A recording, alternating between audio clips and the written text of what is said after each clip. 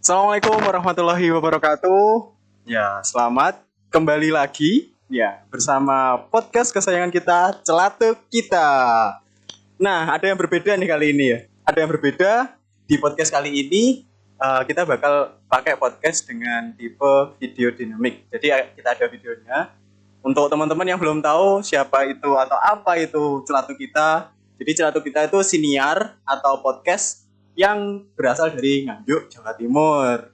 Nah, terus perkenalkan juga aku Udin kalau biasanya di Celatuk Kita atau bisa disapa Arif juga. Namun kali ini aku nggak bersama temanku Mas Umam. Nah, berhalangan hadir dan untuk kali ini kita bakal ada tamu istimewa dari Mojokerto, Mas Jaldi. Selamat datang. Halo. Terima kasih. Halo. Terima kasih juga buat Mas Jaldi udah jauh-jauh dari Mojokerto ke sini di Nganjuk. Gak jauh kok Mas, deket. Oh masa? Tapi kemarin berapa jam ya kemarin sampean? 2 jam. 2 jam dari Naik Mojokerto naik bis. Tetap jaga prokes juga di bis. Siap. Yoi. Oke, sebelumnya kita udah perkenalan dari Celatuk Kita. Mungkin tradisinya dari Mas Jaldi nih. Perkenalan dulu. Siap. Siapa Mas Jaldi? Nama lengkap? Backgroundnya dari mana? Namaku Rizaldi Bahrudin Aryana Putra, biasa dipanggil Jaldi. Jaldi. Aku dari STAN. Dari stand. Sama ya, sama. Bukannya kita sekelas ya? Emang sekelas. Jatahnya sampai lulus sekelas ya Sampai kita ya. sekelas gitu. Iya. Oh, sampai lulus sekelas. Nah, sampai Dari lulus. Dari D3BC, Bea Cukai. D3 Kepabeanan dan Cukai. STAN. Ya, itulah. Rumahku Mojokerto. Rumahnya Mas Jakarta. Daerah mana Mojokertonya? Daerah Puri. Puri. Buat teman-teman yang mau ke Mojokerto Yang bisa mau ngirim bom, silakan. kirim. Daerah Puri. Memang. Terus ini ya. Mungkin tanya kesibukannya Mas Jaldi akhir-akhir ini ada apa aja? Kalau akhir-akhir ini sih nyusun proposal ya. Oh iya ya. Oh Kan iya. Kita mahasiswa tingkat terakhir Iya benar. Mahasiswa tingkat akhir semester semester 5. Oh, semester 5. Nyusun apa tadi? Proposal KTTA. Proposal. Ya, proposal dulu. Oh iya. Proposal. KTTA nanti. Belum. Aku belum. Gak apa-apa. Astaga. Judulnya belum. Astagfirullah. Memang tingkat akhir tuh kata orang kalau dari tangga hidup tuh waktunya ke bawah. Tingkat akhir. Males sih. Enggak juga sih. Nggak boleh. Enggak boleh, maksudnya enggak boleh. Terus selain dari kegiatan proposal KTTA, ada apa lagi kesibukan nih Mas Jaldi? Kemarin habis ini sih ikut youth camp. Oh, youth camp Dari BPDLH. BP BPDLH. DLH. Apa itu BPDLH? BPDLH itu Badan Pengelola Dana Lingkungan Hidup di bawah naungan Kementerian Keuangan. Oh, di bawah Kementerian Keuangan. Tuh dia tugasnya buat mengelola dana lingkungan hidup. Dana yang digunakan untuk pengelolaan lingkungan hidup kan ya. Oh, fokusnya Fokusnya ke lingkungan hidup. Nah, lingkungan hidup. Kan ini kita mau nanggulangin atau memperbaiki apa yang kita lakukan kan, yaitu Apa itu? merusak bumi. Merusak bumi. Kita healing bumi. Healing. Kok healing? Kita healing bumi. Nah, healing bumi kan nggak bisa dilakuin kalau nggak ada uangnya kan. Bener. Nah, BPDLH ada buat nyelesain. Buat ngasih dana healing bumi. Dana healing bumi. Oh ini. Iya, itu jadi youth Tuh. camp ya. Nah, Youth camp. mungkin kita beberapa menit ke depan kita akan bahas youth camp-nya Mas Jaldi nih ya. Kayaknya menarik karena ke depannya bumi kita ini masih penuh penyakit sepertinya. Masih banyak sekali penyakit dan kita sebagai manusia di dalamnya tuh harus care ya, terutama tentang lingkungannya, lingkungan hidup juga. Nah, mungkin kemarin juga ini ya, Mas Jaldi sempat skip kelas. Aku ingat banget baru masuk setelah UTS loh. Baru masuk udah Mas Jaldinya di mana? Ini Habis ada UTS surat. libur seminggu. Iya. Nambah Nambah liburnya. cuti lagi. 4 hari. 4 hari memang. Jadi kemarin kan BPDLH ngadain event kan namanya Youth Camp Youth for Camp. Future Return on Environment itu Iya. fokusnya buat mengajak generasi muda, Hmm. terusnya remaja-remaja itu buat peduli gitu tentang isu lingkungan. Jadi ini kan harus diselesaikan bersama. Nah, Iya, iya. salah satu usaha dari BPDLH adalah menggait lapisan masyarakat, terutama pemuda-pemudi. Nah, itu lewat Youth Camp ini. Youth camp tadi. Kemarin ada 76 peserta, tapi 76. dibagi 4 gelombang. Itu buat field tripnya. Tapi acara youth camp-nya sendiri itu banyak rangkaiannya. Banyak Salah satunya rangkaiannya. itu field trip, Terus yang lain ada itu kelas online Oh iya. dari pemateri-materi ya Pak. BTW, field trip itu berarti semua peserta ikut field trip atau? Semua peserta itu sebenarnya ikut field trip, cuman ada beberapa yang nggak diizini orang tua. Oh, berarti tetap pakai izin orang tua, terus pakai prokes. Karena PPKM kan masih suasana pandemi juga ya. Pakai apa? Kemarin maksudnya ada syarat vaksin kah atau apa gitu? Dia pakai swab antigen. Oh, pakai swab antigen. Nah, berarti swab antigen. Tetap menjaga prokes banget ya kegiatannya. Emang lagi pandemi, jadi buat teman-teman jangan lupa 3M. Kalau kami dari Celatuk kita tuh mesti mengingatkan 3M. Aku lupa, biasanya itu masuk umam soalnya dia nggak ada 3M. Apa ya? Kalau saya cuma 1M. Apa itu M? Manut. Udah manut aja. Pakai masker, cuci tangan, manut aja. Oh iya, aku ingat ya. Mencuci tangan, memakai masker, menjauhi kerumunan. Iya, menjaga jarak, menjauhi kerumunan. Yaitu 3M buat teman-teman semua. Oke, dari tadi field trip ya, Jadi sampean ke mana? Jakarta, Tangerang. Aku ke bagian Jakarta, Tangerang. Itu 4 hari, 2 hari perjalanan, 2 hari field tripnya. 2 hari perjalanan, 2 hari field trip. Apa aja nih kegiatannya? Mungkin dari field trip dulu kita ulik. Apa? Yang pertama ke Kementerian Lingkungan Hidup dan Kehutanan. KLHK. Dia itu di museumnya. Museum KLHK, Museum Kehutanan. Nah, itu dia menyimpan banyak hasil-hasil hutan dan juga peninggalan-peninggalan pokoknya yang berkaitan dengan hutan gitu. Iya. Nah, di situ yang paling ku ingat ada kayu jati yang umurnya ratusan tahun. Jadi ratusan tahun. Jadi itu kayak saksi bisu Indonesia. Saksi bisu Indonesia. Terus next itu ke hari keduanya ya, masuk hari keduanya itu ke Sinar Maslen. Sinar Maslen. Apa itu Sinar Maslen? Jadi itu kompleks green building. Jadi kayak gedung-gedung gitu kan. Tapi dia konsepnya green building. Jadi hemat energi, hemat air sama dari gedungnya sendiri pembuatannya udah ramah lingkungan sampai pemakaiannya juga ramah lingkungan. Desainnya juga. Jarang sekali ya. Namanya konsep-konsep kayak gitu di Indonesia khususnya masih belum masif, masih awal-awal ya. Itu kayak model nggak sih, kayak percontohan nggak sih yang di dia bisa jadi model.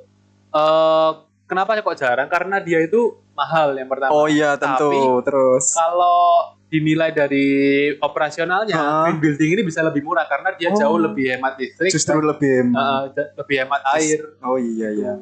Benar. Cuma modalnya invest awalnya itu yang lumayan merogoh gocek pemerintah.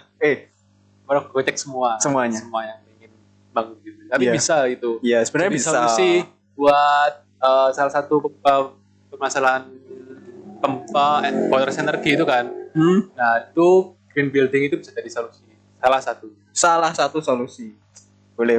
Terus apa lagi nih kegiatannya dari Sinar Maslen mungkin? Ke Sinar Maslen kita naik MRT sama KRL. Oh ya. Terus ke Dishub-nya. Jadi itu intinya kita itu dikasih tahu kalau integrasi transportasi umum dan transportasi massal itu bisa jadi salah satu solusi untuk menghemat energi, terus mengurangi kemacetan sama menghemat dompet. Hemat dompet. Nah, yang unik ini kan menghemat dompet. Nah, jadi dengan menggunakan transportasi umum itu kita bisa hemat uang loh. Jadi kita mau peduli lingkungan lah katakan itu, mau pakai transportasi umum itu nggak harus merogoh kocek, malah kita bisa hemat uang. Mungkin yang di pikiran masyarakat pada umumnya kalau pakai transportasi umum tuh mungkin capek kan, banyak orang pengennya privasi pengennya pakai mobil sendiri mungkin, tapi justru kadang itu malah lebih lemot kan, ada macet, ada lain sebagainya, terus polusinya nambah. Makin panas. Aku pakai mobil aja biar cepet. Atas 1 juta orang. Nah, semuanya gitu.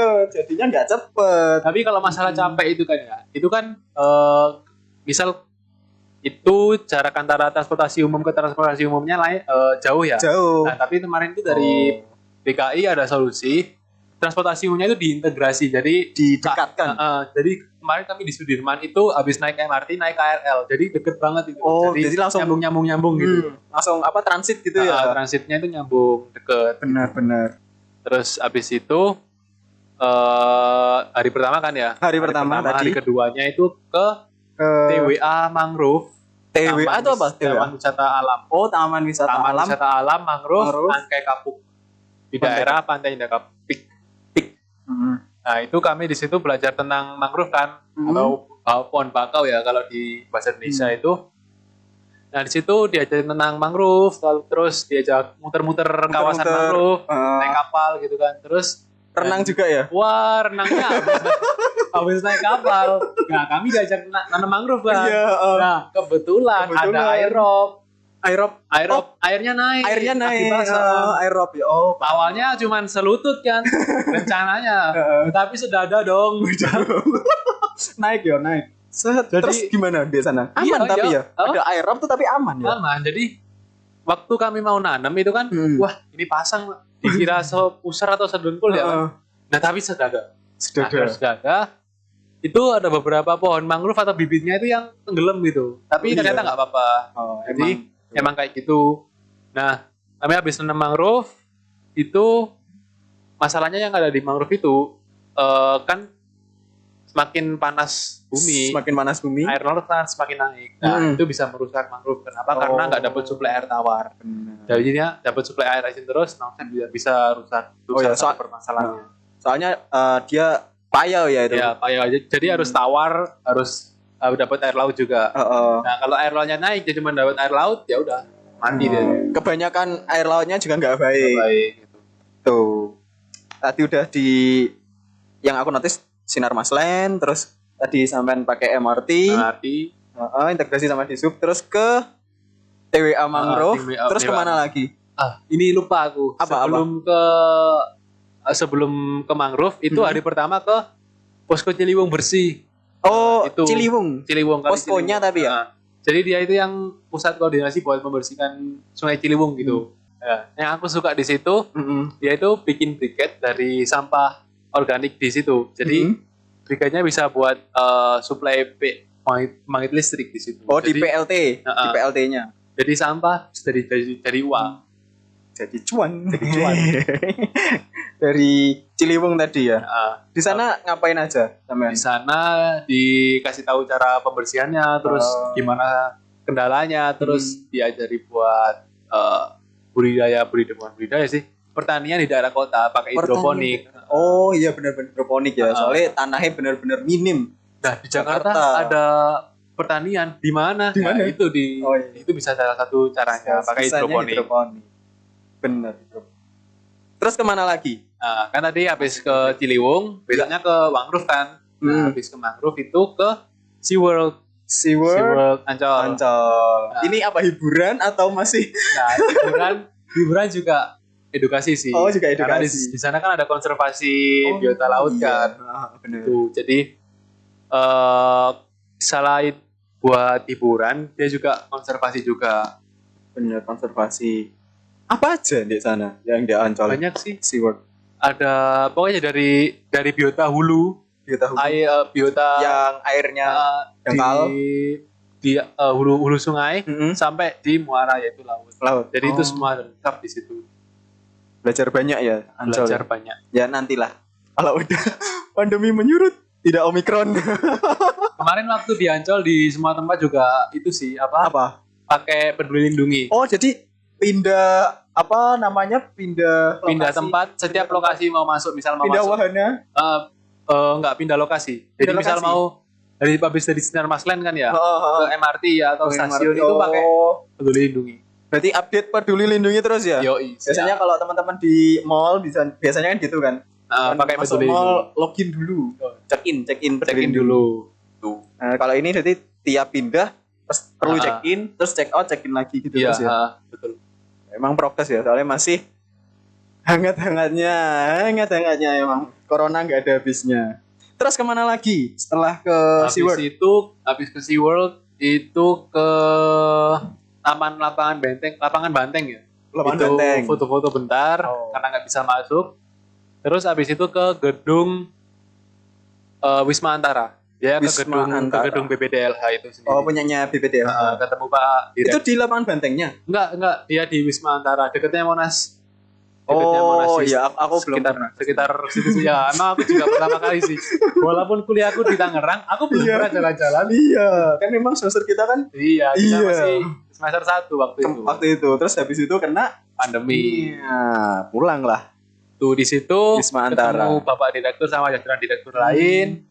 Kita dikasih ya bincang-bincang terus nyampein kesan pesan gitu. Yang aku sampaikan ke Bapak Direktur dan jajarannya.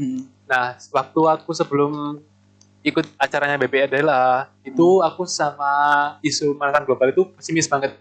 Karena itu isu besar, sedangkan aku cuma 1 orang. Tapi setelah ikut ini ya, aku tahu gimana orang-orang itu sedang berjuang di luar sana, gimana banyak orang juga sedang berjuang. Itu aku jadi yakin kalau aku gak sendiri menghadapi isu lingkungan ini. Menghadapi pemanasan global ini, aku nggak sendiri menghadapi apa yang disebut kiamat bumi. Aku ada teman-teman, ada orang-orang yang juga menghadapi masalah yang sama. Jadi kita nggak perlu minder gitu atau pesimis. Jadi gimana ya? Istilahnya optimis aja lah, karena banyak kok yang berjuang di samping kita. Berjuang di lingkungan hidup tadi ya. Oh ya, terus kalau kita ulas kembali dari tadi juga Mas Jaldi juga bilang mungkin ini berasal dari backgroundnya Mas Jaldi juga ya.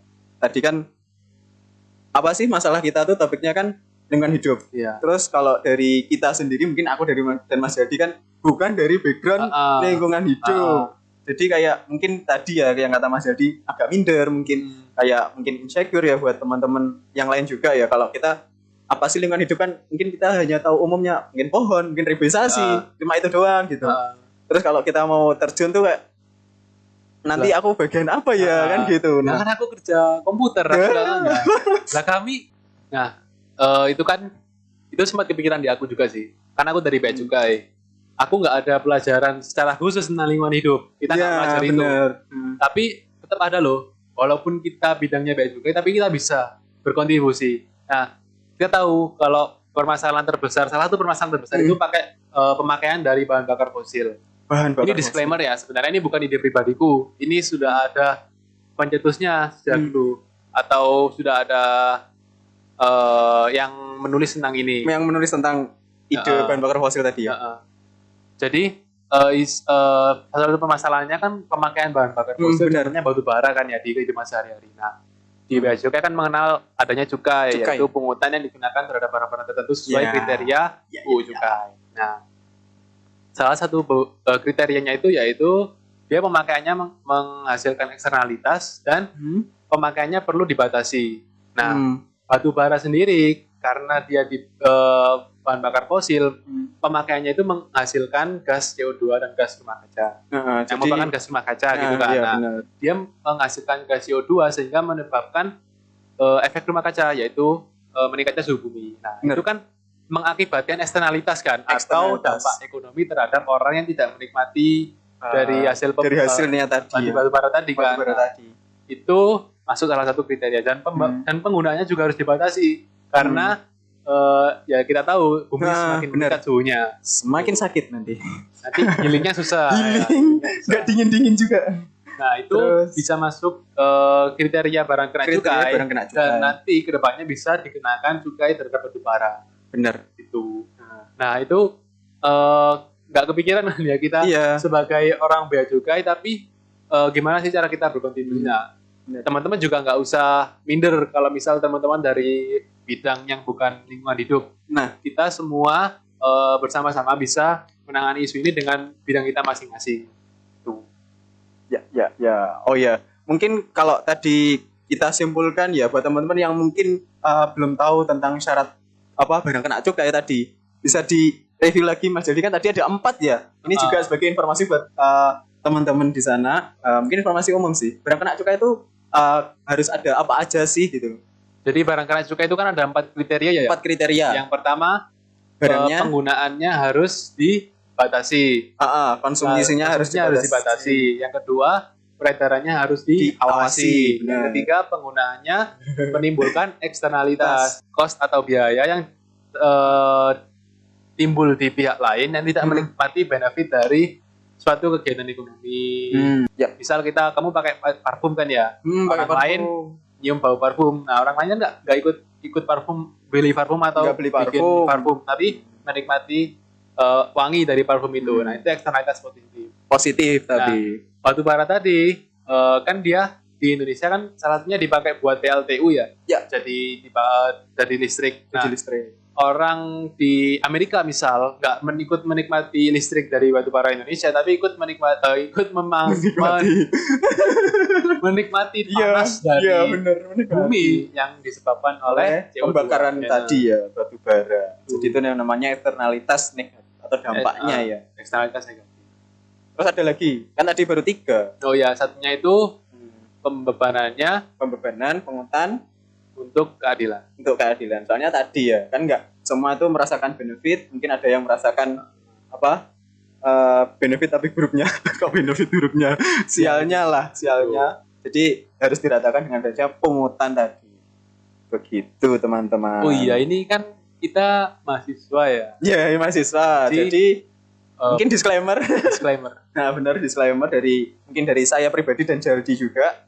Jadi kami mungkin secara ilmu ya masih belajar juga. Jadi buat teman-teman yang atau buat pendengar, penonton, ada yang lebih paham ataupun lebih bisa lebih menguasai ilmunya, mungkin bisa kasih masukan atau mungkin koreksi komentar. Di kolom komentar. Silakan mengkoreksi. Justru itu buat kami lebih semangat juga buat kedepannya, buat teman-teman juga informasinya lebih bermanfaat. Ya mungkin itu tadi disclaimer dari kami. Jadi biar polusi ataupun eksternalitas negatif tadi itu nggak naik terus. Nah, bumi bisa healing. Iya bisa healing. Bisa healing. Salah satu nanti dana dari juga batu bara itu bisa digunakan untuk pengelolaan lingkungan hidup juga. Bisa buat pendanaan reboisasi mangrove dan lain-lain gitu. Banyak juga. Terus apalagi nih dari ide cukai tadi? Ada yang bisa dieksplor lagi nggak dari Mas Jaldi? Itu sih. Cuman mungkin kalau misal nanti kita mau ngenain cukai terhadap batu bara itu mungkin lebih butuh kajian khusus ya. Gimana nerapinnya ke sektor mana, kan batu bara nggak cuma di PLTU aja kan. Benar. Itu gimana biar bisa adil dan biar tidak terjadi dead weight loss yang sangat besar ya. Biar tujuannya itu tercapai gitu. Mungkin teman-teman ini mengenal istilah-istilah baru ya. Gak apa-apa. Terus iya tadi benar ya. Jadi kalau misal kita mau ngasih ide juga tadi itu namanya ekstensifikasi juga ya. Jadi kayak melebarkan melebarkan objek yang kena cukai. Jadi itu perlu kajian dulu. Nggak hanya 1 doang gitu. Masih perlu biasanya kajian itu lama. Nah, ini yang jadi concern ya buat mungkin pemerintah, teman-teman. Oh ya, balik lagi ke eventnya BPLH tadi ya. Iya, benar. Gimana? Itu kan namanya Youth Camp for Future Leader on Environment. Nah, itu kami yang ikut Youth Camp tahun ini itu angkatan pertama. Jadi buat teman-teman yang nanti tertarik join buat teman-teman dengan Youth Camp itu bisa daftar ke angkatan kedua mungkin tahun depan. Itu mungkin daftarnya gimana sih caranya? Kalau kami tahun ini itu daftar di situsnya BPDLH, terus ada persyaratan-persyaratan yang harus dipenuhi dan seleksi. Baru nanti bisa diseleksi dan lolos gitu kan. Ikut eventnya. Banyak kok benefitnya. Bisa jalan-jalan juga. Tapi tujuannya kan bukan jalan-jalannya ya. Bukan itu doang. Itu bonus ya. Jalan-jalan itu bonus dan utamanya juga tetap cari ilmu. Benar. Ini salah satu ya. Oh ya, ini salah satu benefit. Ya. Ini buku dari KLHK. Dia buku ensiklopedia tentang burung kan ya. Benar. Burung se-Indonesia itu dikumpulin jadi satu. Jadi ini. Nah, ini belum ada di pasaran dan tidak diperjualbelikan. Enggak diperjualbelikan. Kalaupun diperjualbelikan itu bisa mahal. Iya. Tuh. Nah, tadi udah bahas banyak ya, terus follow up juga buat teman-teman yang pengen join ya di Youth Camp apa tadi namanya? For Future Leader on Environment. For Future Leader Environment. On Environment. on Connect for Roman. Ya, jadi buat lingkungan hidup kedepannya. Jadi bisa nanti follow up-nya mungkin apa ya, media sosial yang di IG-nya BPDLH, BPDLH.id ya. Nanti mungkin bisa join di angkatan kedua. Bisa banget ya. Insya Allah, tapi tetap ada ya tahun depan ya. Insya Allah tetap ada. Meskipun pandemi tetap ada ya insya Allah. Iya kan pandemi. Oh iya. Terus mungkin kita dari sudah banyak cerita sama Mas Jadi, tapi sebenarnya masih pengen ngulas lebih banyak lagi ya. Masih banyak banget. Mungkin ini hanya dari 1/sekian ya, dari lingkungan hidup doang. Sebenarnya kalau kita bersama Mas Jadi itu bisa sampai dunia semua kita bahas ya. Bisa sebenarnya. Teori konspirasi. Ataupun sampai setelah dunia berakhir mungkin kita masih bisa bahas ya. Aduh. Ya, sebenarnya masih never ending nih sebenarnya pembahasan. Cuma karena keterbatasan waktu, kita cut durasi aja. Nanti biar teman-teman mendengar juga nggak terlalu lama. Jadi langsung aja mungkin bisa ditutup dari Mas Jody. Ada kesan-pesan nggak buat para pendengar?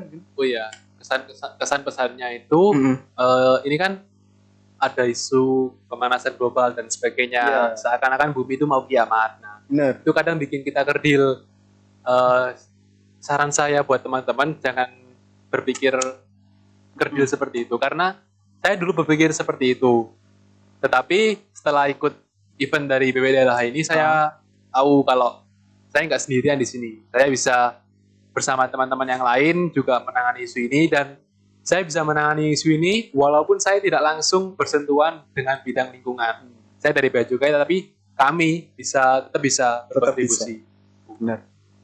Jadi jangan berkecil hati. Semuanya dari background manapun, teman-teman bisa join, bisa berkontribusi untuk lingkungan hidup. Bisa banget.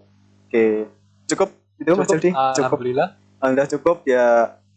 Terima kasih buat teman-teman semua yang mendengarkan sampai mungkin menit ini, dan buat Mas Jody juga jauh-jauh dari Mojokerto. Masya Allah. Ya, terima kasih banget ya udah memberikan sharingnya. Daging semua ya. Kalau kata apa? Kata siapa? Kata Helmi Yahya dan teman-teman ya. Aku manggilnya teman-teman ya. Kalau ini enggak daging, ini kayaknya gaji semua. Aduh, ini memberikan efek apa ya? Eksternalitas ini berarti gaji semua. Ya semoga bermanfaat ya buat teman-teman pendengar, buat kami juga pribadi. Terima kasih Mas Jaldi sekali lagi, dan ditunggu ya teman-teman, nanti kedepannya mungkin kita masih ada video dinamik lagi dari Selatu kita, dan mungkin dari Mas Jaldi ditunggu juga kontennya ya. Setelah ini kegiatan-kegiatan aktivitasnya tuh benar-benar positive vibes banget dari Mas Jaldi. Terima kasih. Oke, mungkin sekian dari kami, dari Selatu kita dan dari Mas Jaldi. Aku cukupkan. Terima kasih. Lase, see you. Wassalamualaikum warahmatullahi wabarakatuh.